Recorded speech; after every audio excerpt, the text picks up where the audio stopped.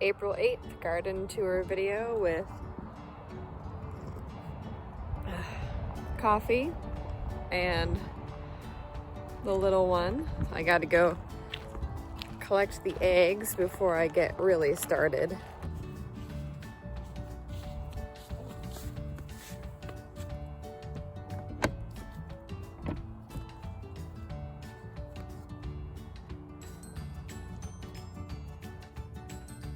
Looks like we've got a couple different piles of eggs, plus Miss Jane, who's looking a little broody.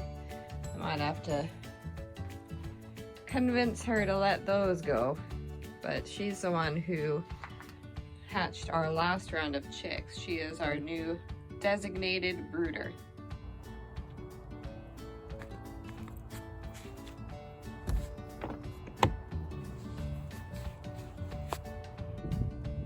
As I suspected, we got quite a haul today. It's been a few days since we last collected, so I was expecting a fair basket full. Now that we got the eggs, I'm just gonna give a little recap on what we've done so far. Hello, Hook. Just in the last couple days to kind of get the garden ready for spring. Jess added a new latch on the chicken coop, which I much appreciate. And he's done his first mow. And now he's doing his first round of thatching. You can see the line right there between the thatched lawn and the unthatched lawn so far. He's gonna thatch the rest of it, of course, and probably bag it up when he mows.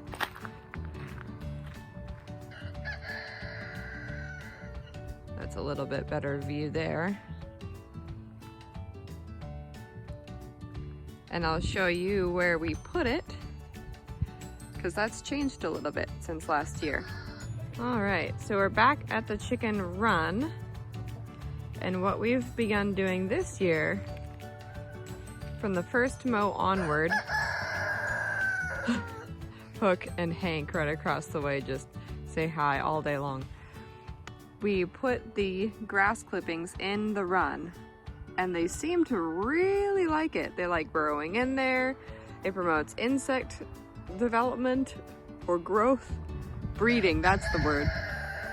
But on top of that, it also adds a little bit of compost back into this run, because if you own chickens or ducks, you know that they scratch and peck everything down to the bare soil.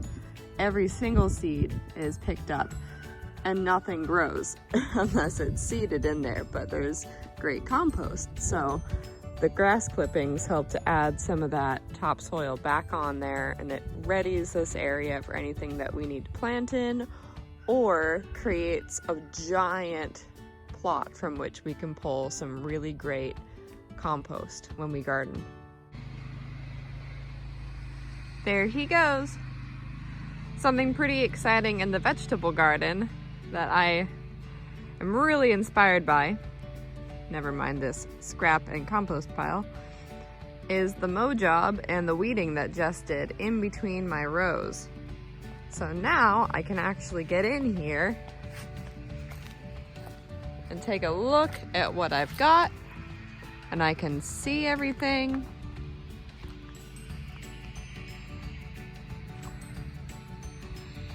And I can see what I have left to lay out and where I need to lay it out, which is a big change from the way it was a few days ago when the grass was almost as tall as the plants in the beds. My experimental beds here that I've sowed with a few rows are starting to sprout. Just a few.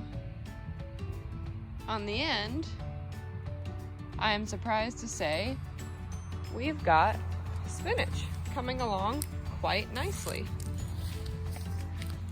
And this was left over from believe November sowing, maybe October.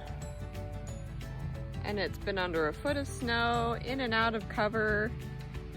So Bloomsdale spinach from Baker Creek, great variety. Coming from that southwest bed to the northwest bed, we've got another exciting development, which is somewhat accidental. This was an overgrown patch of greens last year. And we've got the remnants here, and we've got some purposefully sown mustard greens, 1, 2, and 3, and then a couple purposefully sown spinach. But then we've got all of these little baby starts and a couple purposefully planted dinosaur kale.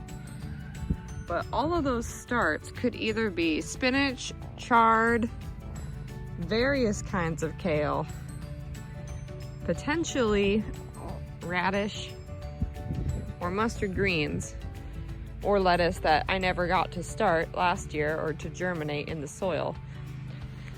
So I'm excited to see what comes of that, and I may have to thin it, I may not. I'm seeing what I can do and what I can get to perennially sow with the least amount of effort and for zone 8 climate.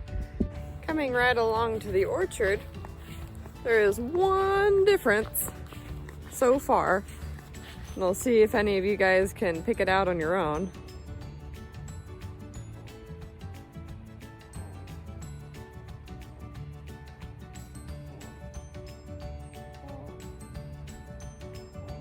You guessed it, it is half of a tree. I'm gonna see what comes of it since it's got growth, but not past this point. So we'll see if it branches out and turns into a somewhat espalier shape apple tree, because this might just have nice low-bearing fruit for kids to grab. Another thing I'm really excited about is the planting we've got in the greenhouse. It's starting to warm up during the day. Let's check what temperature it is. It's about 80 degrees in here right now. And it's maybe 65 outside, 60. And we've got this really luscious grapevine, which we should really be planting at this point. We didn't even know it would start in the ground. We just got a little twig and planted it in there, and it's doing great. Tomato starts, I've sold some, I need to sell more. And then freshly sown Bloomsdale spinach, my favorite, and rainbow chard from last year. That's some home saved seed. And over here, we've got some Cherokee purple and some mortgage lifter tomatoes planted from last year's tomato seeds, Eden Brothers. Some of Jess's starts. Not sure what we got, but it looks like he started some fennel, which is great. The amaranth is coming up. I potted on my chamomile, and we've got a few pots that have multiple plants in them, so those are gonna be some steals. I'm gonna let them keep growing and sell them for a couple bucks each, because it's kind of, we're not keeping these pots, and someone might be able to use them, hopefully. Ooh, it looks like I've got a little baby lavender. I had to reseed a lot of this lavender. I've been having a lot of trouble germinating lavender and rosemary, so I might have to do the plastic bag trick. Doesn't look like there's any little sprouts of rosemary coming up yet. But over here, the kale, this is the dinosaur kale, or kale de Niro, and it is looking absolutely fabulous. There's so much. And basil, Genovese basil. I had a lot of trouble starting basil as well, but I found out that the heat was really the factor for the basil germination, plus I had very old seeds. Since it is warming up, it'll be almost time to move out these lemon trees. In the height of summer, we move them out just to get them a lot of sun and a lot of heat, and then over winter we put them in the greenhouse. But what we started to do to keep up their health and to try to get some fruit to set, because we've got a lot of blooms and there's some fruits, but then they fall off. We'll have to start fertilizing, and we'll have to start monitoring how they get water.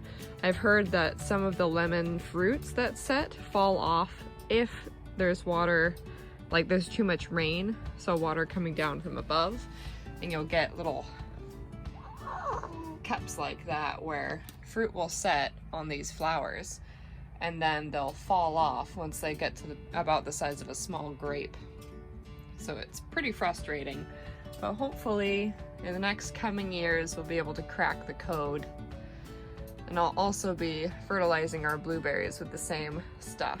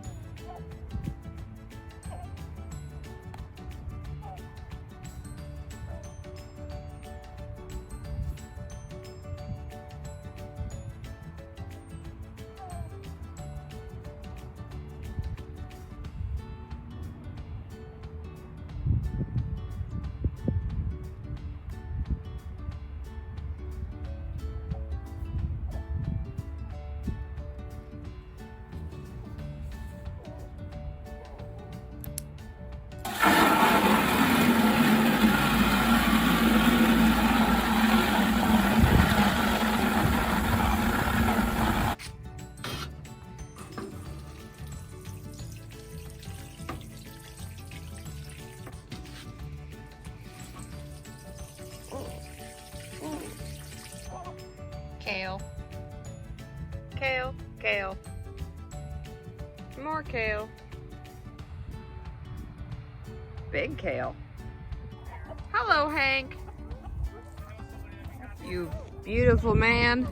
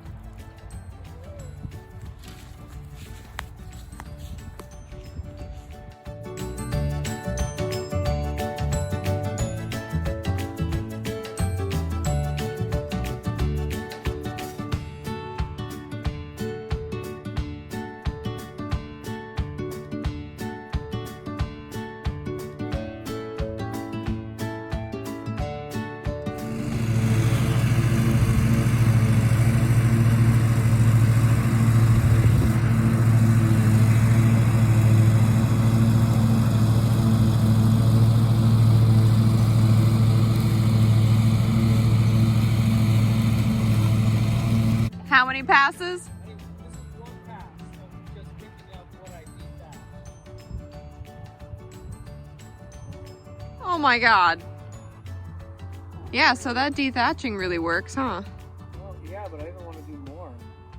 Like another dethatching pass? I think I want to get the dethatching blades so I can really tear it up and then reseed the whole front plate. That'd be great if we're doing the back in all wildflowers with one mow path. I feel like that's a good balance. Yeah, I'm also not sure that that's something I want to commit to doing this year. Well, I mean? Part of me kind of wants to do like a section really well and then see how that goes and then maybe commit to more later. But I obviously have to pick all this up. yeah, it's gonna drive us both bonkers if it's out there. But I mean, the more thatching you do, or dethatching, the more these guys get to root around in, and the more compost that we end up with. And Really, now it's just a positive feedback loop. All we gotta think about are the pollinators. Just a note for anyone wanting to compost grass, this gets unbelievably hot.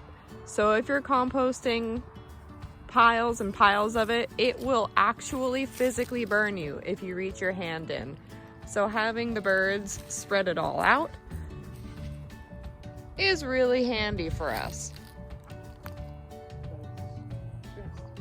So much. I have to unload every single time. How many passes does it normally take? This is the least I've ever been able to get. Like one pass and it's full. That's never happened. Woo! Especially like right after I mowed. Like that's just insane. It was starting to bog down. I assumed it was clogged.